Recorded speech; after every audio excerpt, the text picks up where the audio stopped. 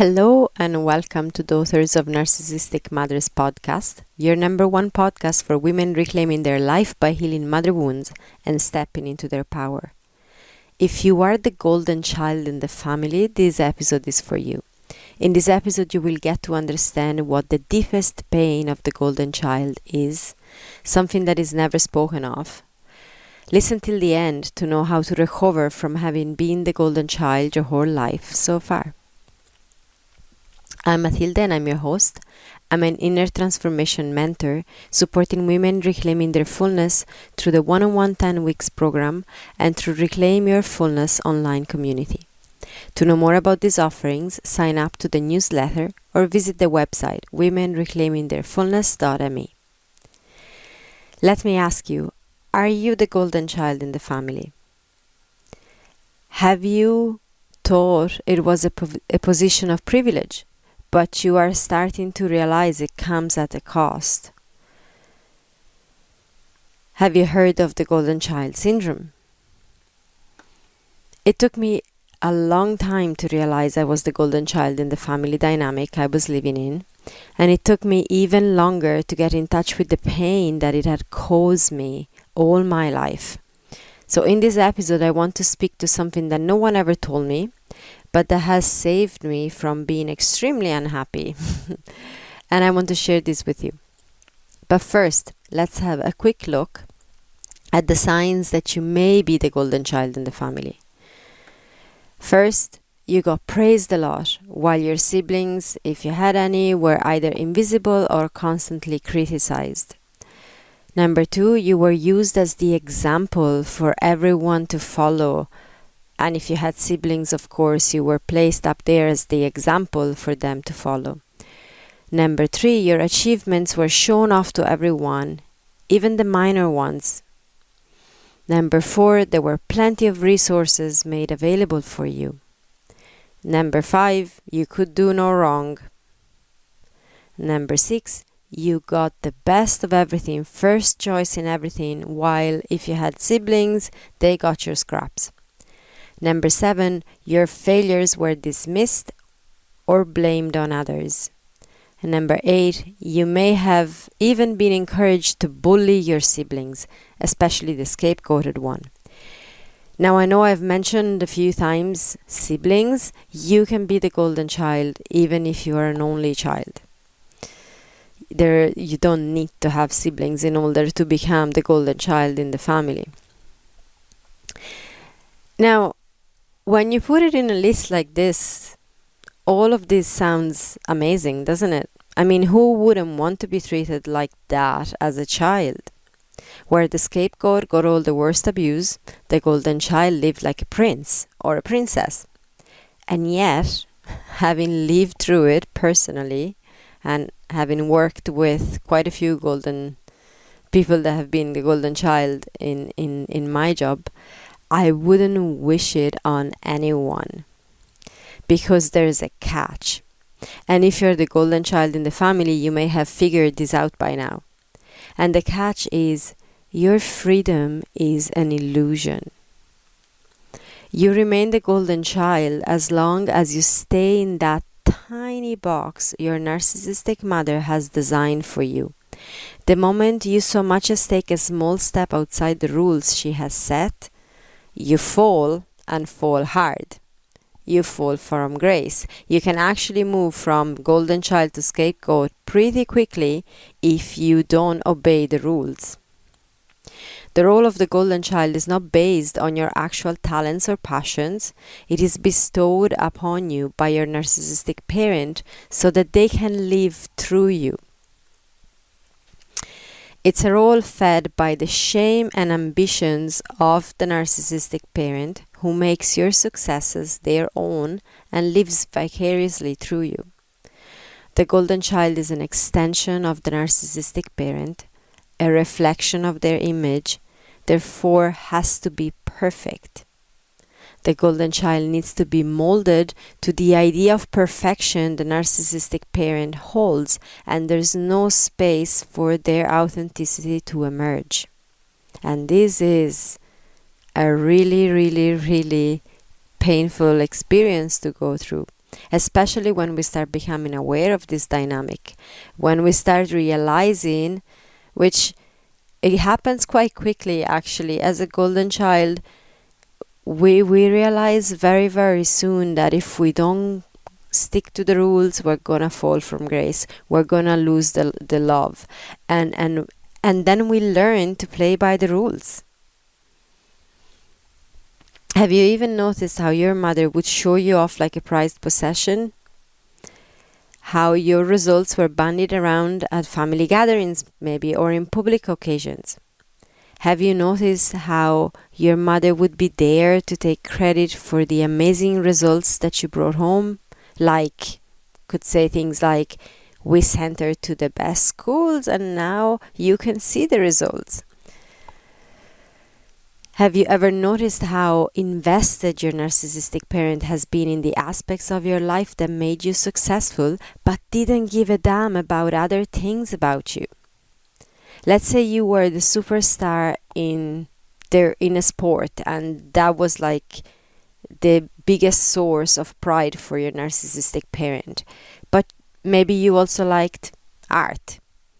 Have you noticed how the sports achievement were the thing they praised and made a big thing about, while they dismissed your other passion as a waste of time and resources?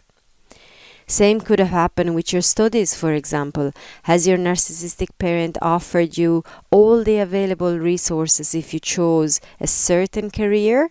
One that your narcissistic parent actually thought was like a career to be proud of, but suddenly say no to giving you resources if you brought some other options up, things that you wanted to do. The golden child, to remain such, has to remain caged in a very small box that is completely determined by the narcissistic parent. The result? A life that is not your own and never will be as long as you seek to please your narcissistic parent. And that's the thing. As a golden child, I was incredibly scared not to please my family, not to please my mother.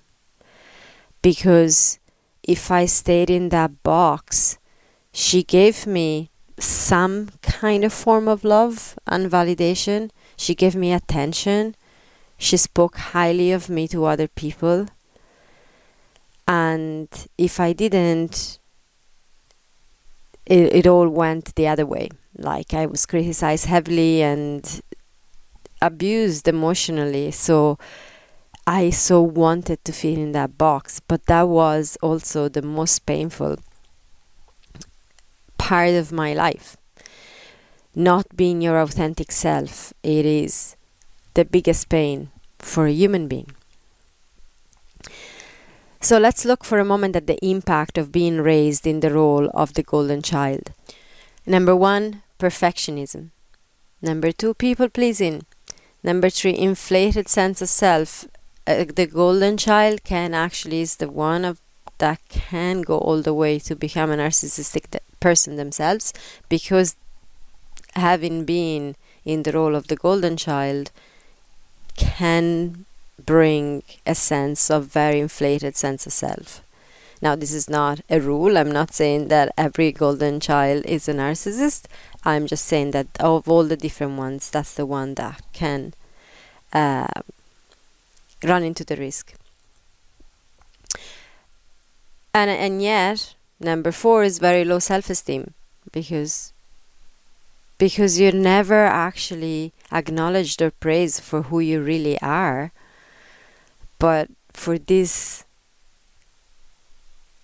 person that you become in order to get praised, and you're constantly having to prove your worth, because otherwise you're going to fall from grace. And number 5, I believe your worth is entirely connected to your achievements. You've been raised like that. Your achievements were praised, not you as a human being, just because you're you. And so your sense of worth becomes very connected with your achievements, which, if you've listened to the episode of last week on perfectionism, that is a very unhelpful pattern to follow in life, and it's not going to bring a lot of joy. Number 6, defensiveness to criticism, taking everything personal. Number 7, enmeshment with your parents. The narcissistic parent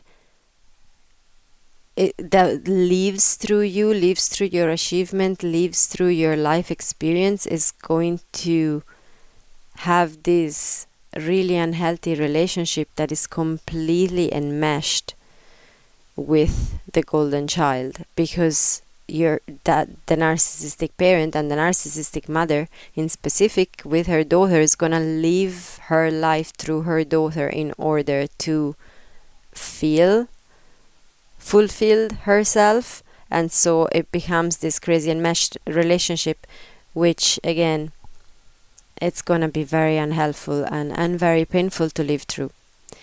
Number 8, lack of identity. Number 9, struggle in relationships, codependent relationships, and all sorts. Number 10, tendency to overwork, because if your worth is connected to your achievements, you're gonna want to work really, really, really hard to constantly get the best achievements. Number 11, entitlement.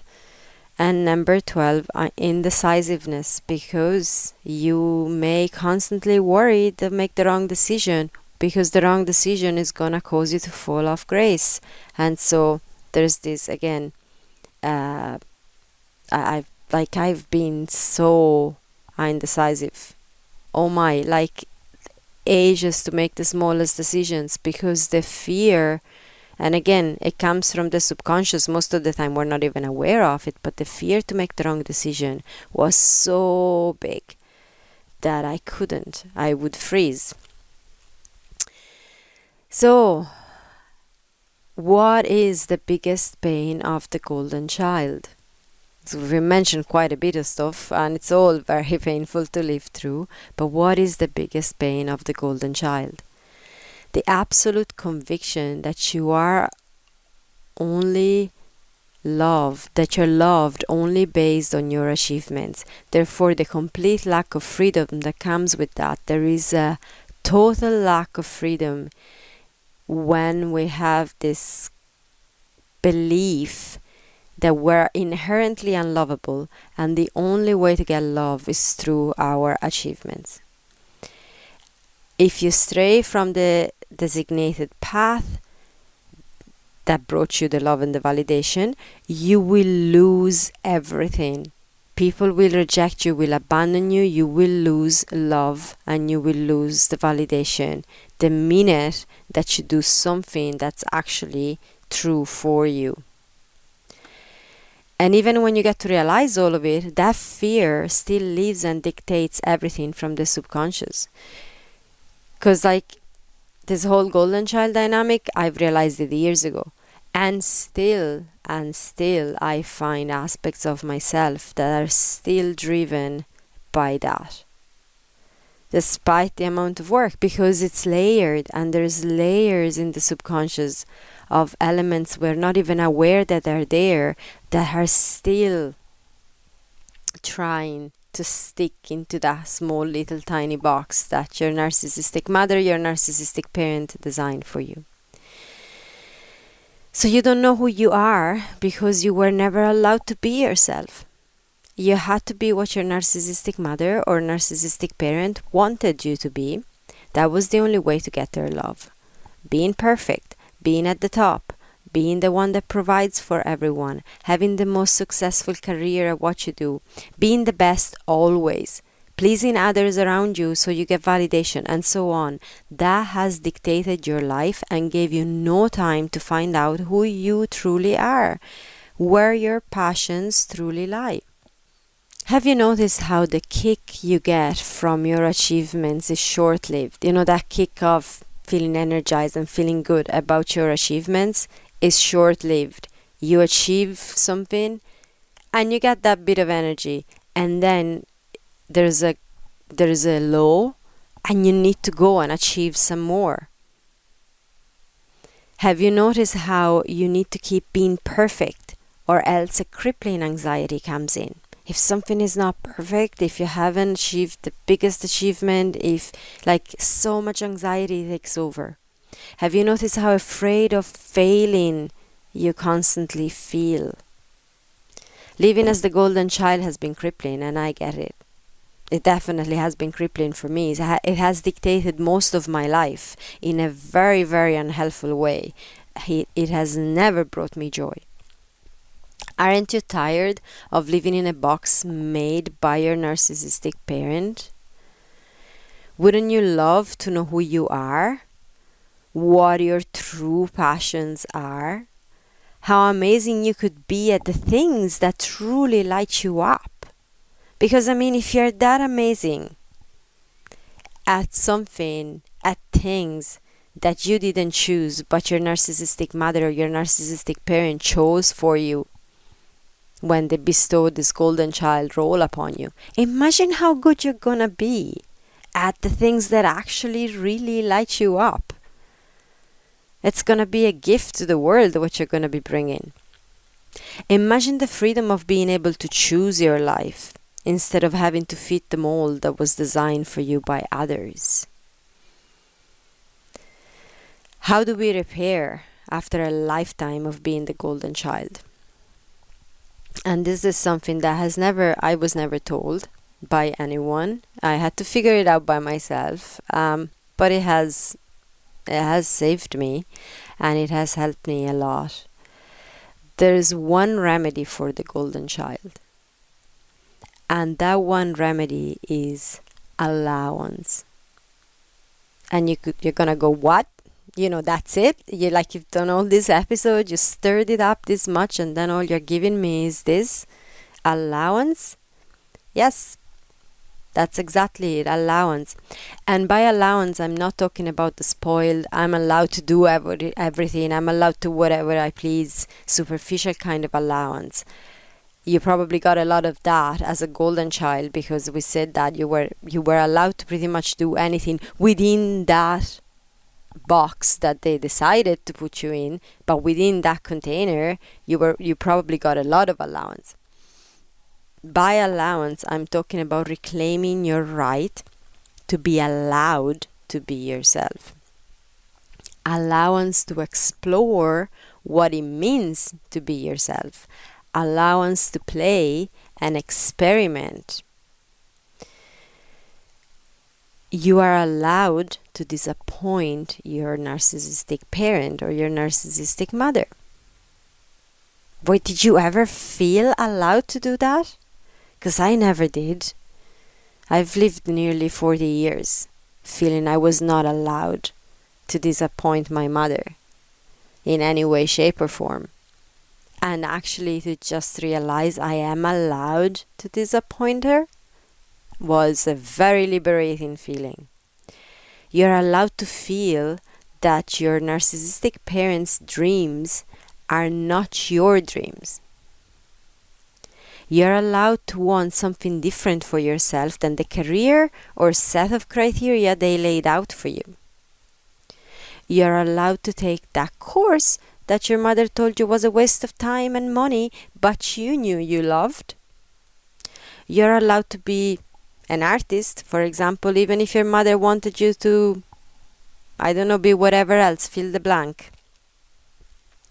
You're allowed to not be perfect at everything you do and to be happy about it. You're allowed to get messy. You're allowed to be yourself. The best way to be yourself, to get to know yourself, is actually to get a little bit messy every once in a while. If you're always perfect, you're never gonna know who you are, because you are not perfect. Nobody is. We're human. And we make mistakes, and we experiment, and we take the wrong turn every now and again, and then we learn from those experiences, and then we figure out some more about ourselves. That is the path, and you're so allowed to take that path. And if your narcissistic mother, your narcissistic parent gets very upset about it, you're so allowed to upset them. That's their problem. It's not yours. They have no right to live their life through you, to make you into a creature that they want in order for them to feel fulfilled while you are unhappy. They have no right to do that. You are super allowed to play an experiment and figure out who you are and disappoint them along the way. And you're so allowed to learn to fill up that tank of love and validation by yourself for you, rather than just waiting for them to give you the crumbs just because you've done something that pleased them. It goes all the way to you are allowed to choose what to wear. You're allowed to choose the color you want to decorate your kitchen. You're allowed to choose the car you want, where you want to live. These sound like simple things. But, have you really felt allowed to do these simple things? Or is there a part of you still, even in the privacy of your own home, when you're making choices and decisions on how you're going to decorate, how you're going to dress this morning, is there still that little voice at the back of your head that's telling you that there's a rule book, and that, funnily enough, it was decided by your narcissistic mother or your narcissistic parent, and that rule book is still dictating what you choose? I've actually worked with clients that decorated their house in order to make sure their mother was happy about it. And I've been there. I've made choices thinking that. Just recently I realized the way my house is painted on the outside actually was my mother's dream house. And I was saying to my husband, you know what? When we repaint this, I actually want to paint it different, because I figured out, age 40, how I would like my house to look. So it goes from these small, apparently small things, but like a lot of small things put together become a big thing. As you do one thing, you do all things. If you're still feeling there's a rule book on how you, or what you do with your hair in the morning, or what color trousers you decide to wear, just to make sure your mother doesn't get too displeased or judges you, it's gonna be affecting the big things in life too. And so it goes from the small things all the way to the big thing. You are so allowed to be yourself. You are so allowed to make your own choices and decisions. You are so allowed to look at what you've done so far, take a really good look at it and go, wow, 99.9% of what I've done so far was dictated by my narcissistic mother or by my narcissistic parents and the expectations that they set on me. You know what? Screw that. I'm gonna do me from now on. You're allowed to do that. It's a process, and I get it, and it can be intense. I remember, because a lot of the stuff that I did, I thought it was me. I really believed it was me for a very long time, and so there was quite an intense reassessing of many aspects of my life, and not all of them had to completely go. Some of them had to go altogether. Some of them had to be reconsidered and taken on in a new light that was more mine. So it doesn't have to be a complete devastation of your entire life to start completely brand new. Sometimes it happens that way, but it doesn't have to be that dramatic. But there is a reshaping it into what is you, rather than coming from this need to be loved and accepted by your narcissistic parents that have decided that there's only a certain set of criteria that are going to make you lovable as a human being. When you wake up from your role as the golden child, it is common to realize your life has not been your own, that every choice you've made has been dictated by your narcissistic parent and their expectations. And to liberate yourself from all of this, you need to start setting boundaries for yourself. That's really, really important. If you haven't downloaded the roadmap to boundary setting, you can do that today. The link is in the description and it's free for you to download. You need to disentangle from the enmeshment. I do have an episode on enmeshment on this podcast, and I will put the link in the description of this one. So once you've listened to this, you can go there. I will also add an episode on perfectionism that may be helpful too. So the links are all going to be in the description of this episode. So to liberate, we said you need to start setting boundaries, disentangle from the enmeshment, and start allowing yourself to become your own person. You're allowed to set boundaries. You're allowed to play and experiment and search and develop your own identity. You are allowed to do that. That's your divine right. I mean, you're on this planet to be yourself, and you are allowed to live your life. So that's it for today. If you have questions, reflections on this, you can share them in the comment. You can also email at matilde@womenreclaimingtheirfullness.me with your questions. And with that, today we're also opening, I forgot to mention that, today we're opening the doors for a new intake in the Reclaim Your Fullness online community. So if you're interested in that, follow the link in the description to the waiting list, or send me a direct email at matilde@womenreclaimingtheirfullness.me, because the doors are only going to be open for a couple of days, so probably from today up till Thursday or something. So if you're interested in joining our community, now is the time. With that, I'm going to send you lots of love, and bye for now.